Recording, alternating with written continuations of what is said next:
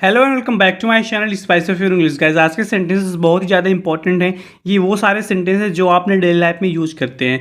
तो गाइस अगर आप इन सारे सेंटेंस को सीखना चाहते हैं और अच्छे से इंग्लिश बोलना चाहते हैं तो वीडियो लास्ट तक जरूर देखना। गाइस चलिए शुरू करते हैं। आज का हमारा पहला सेंटेंस है।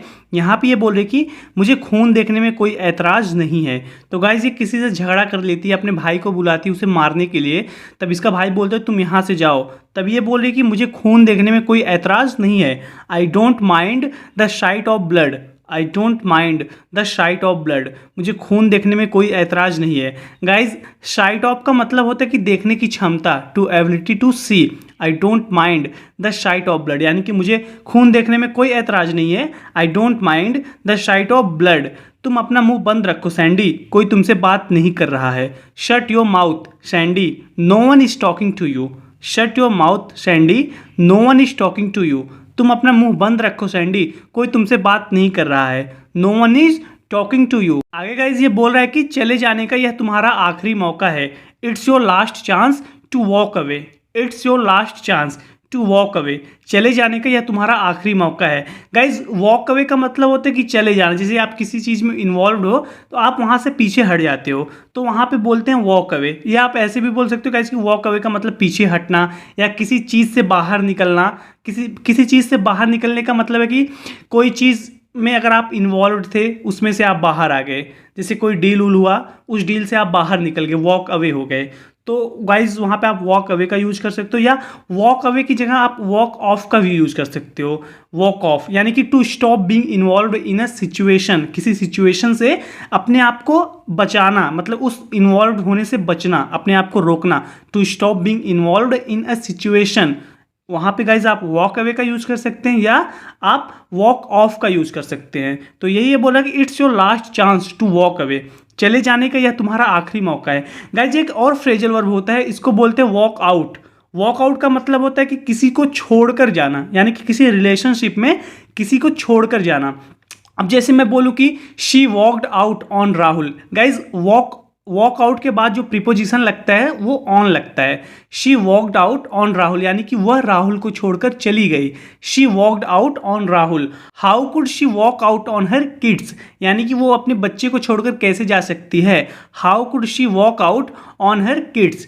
आप इसको ऐसे भी बोल सकते हैं गाइस कि I don't want you to walk out on me again, यानी कि मैं नहीं चाहता कि तुम मुझे फिर से छोड़कर जाओ।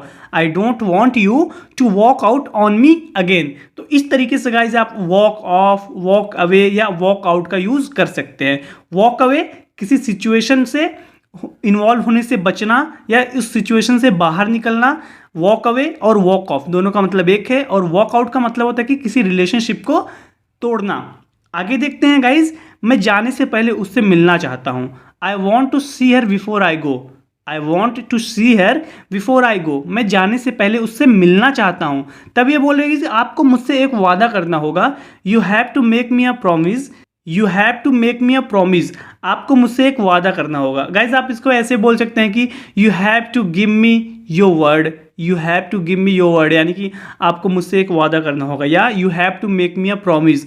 आपको मुझसे एक वादा करना होगा, मैं तुम्हें एक शर्त पर उससे मिलने दूंगी। I will let you see her under one condition. I will let you see her under one condition. मैं तुम्हें एक शर्त पर उससे मिलने दूंगी। I will let you see her under one condition. क्या तुमने सच में उनके लिए काम करना छोड़ दिया है। Are you really done working for them. Are you really done working for them. क्या तुमने सच में उनके लिए काम करना छोड़ दिया है। Are you really done working for them. क्या तुमने सच में उनके लिए काम करना छोड़ दिया है।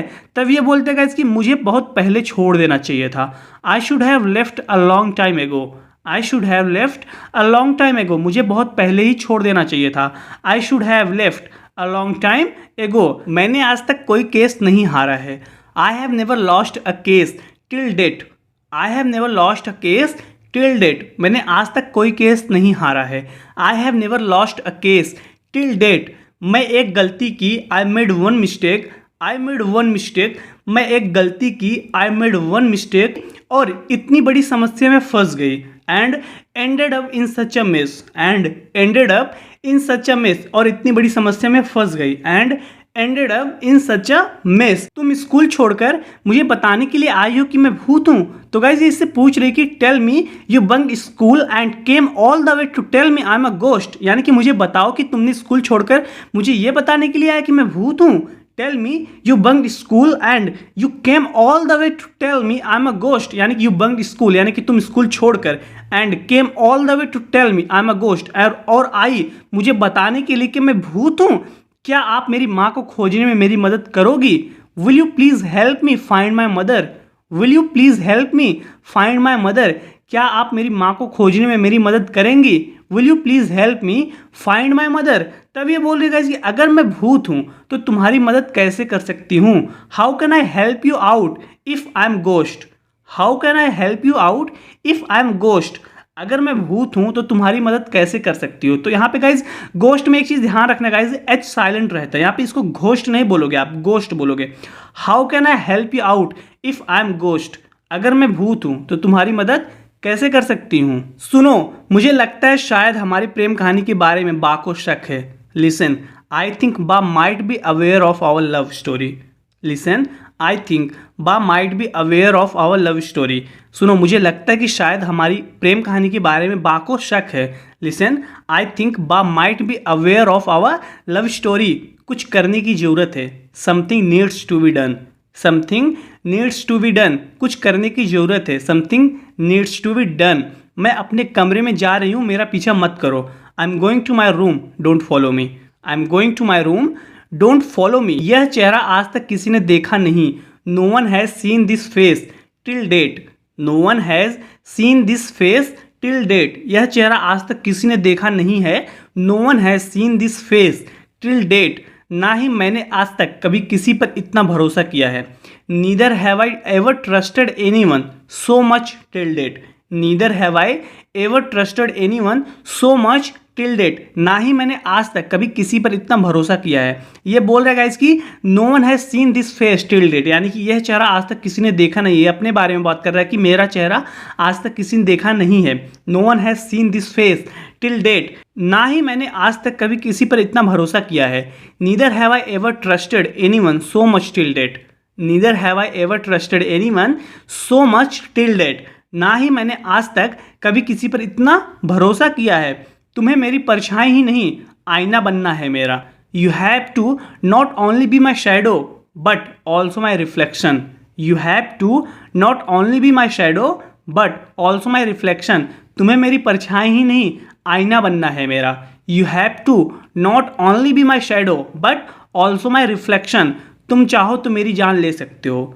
You can take my life if you want. You can take my life if you want. तुम चाहो तो मेरी जान ले सकते हो। इफ़ यू वॉन्ट, तुम चाहो तो। क्या वह जानती भी है मैं कौन हूँ? Does she even know who I am? Does she even know who I am? क्या वह जानती भी है कि मैं कौन हूँ? Does she even know who I am? मुझे एक ठंडी बियर पिला दे। Get me a chilled beer. Get me a chilled beer. मुझे एक ठंडी बियर पिला दे। तो गाइज जब भी आप किसी से पूछते हो कि मुझे एक गिलास पानी पिला दो, आप ऐसे बोल सकते हो gate me a glass of water, यानी कि मुझे एक गिलास पानी लेके आके दो या पिला दो। बात यही है, सेंस वही निकलता है। Get me a chilled beer, मुझे एक ठंडी बियर पिला दे, तुम्हारा काम हो जाएगा। Your work will be done. Your work will be done, तुम्हारा काम हो जाएगा। तो गाइज आप इसको ऐसे भी बोल सकते हो कि consider it done. Consider it done, यानी कि समझो तुम्हारा काम हो गया। कंसीडर इट डन, तुम्हारा काम हो जाएगा। मैं तुझे नहीं जानता और ना ही इसे। I don't know you and neither do her. I don't know you and neither do her.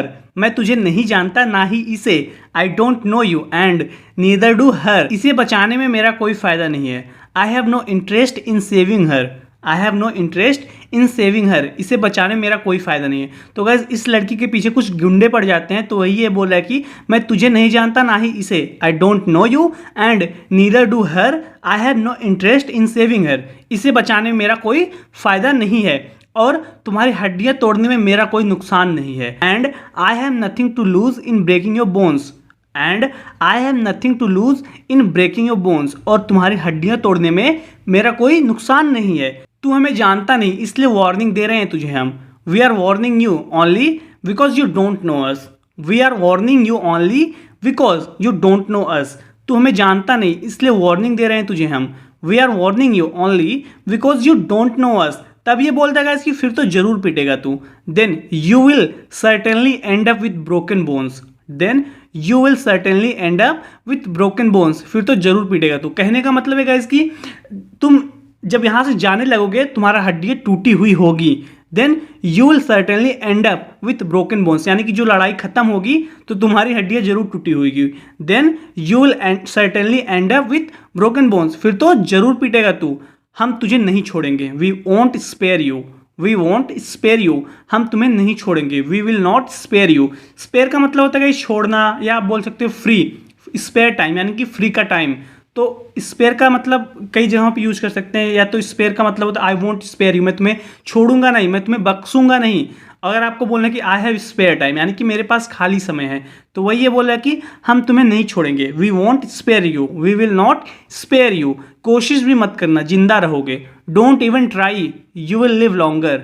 Don't even try, you will live longer, यानी कि कोशिश भी मत करना। Don't even try, you will live longer, यानी कि ज़्यादा जियोगे, जिंदा रहोगे। तुमने गड़बड़ी कर दी, मुसीबत बढ़ा दी मेरी। You just made a mess added to my troubles. You just made a mess added to my troubles, तुमने गड़बड़ी कर दी, मुसीबतें बढ़ा दी मेरी। एडेड टू माई ट्रबल्स, 20 आदमियों को पीट कर खुद को हीरो मत समझो। Don't consider your self a hero by beating 20 man.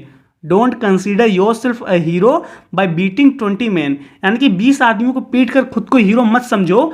Don't consider your self a hero by beating 20 man. Well guys, आज की इस वीडियो में इतना ही। जरूर बताने की आपको वीडियो कैसी लगी। गाइज अगर वीडियो अच्छी लगी तो वीडियो को लाइक कीजिए और चैनल को सब्सक्राइब कीजिए। गाइज अगर आप इस चैनल पर नए हैं तो प्लीज़ हमारे चैनल को सब्सक्राइब कर लीजिए। मैं डेली आपके लिए इसी तरीके की वीडियो बनाता हूँ ताकि आप इंग्लिश को इंप्रूव कर सकें। गाइज मैं आपसे अगले वीडियो मिलता हूँ। Till then take care, keep practising and thanks for watching.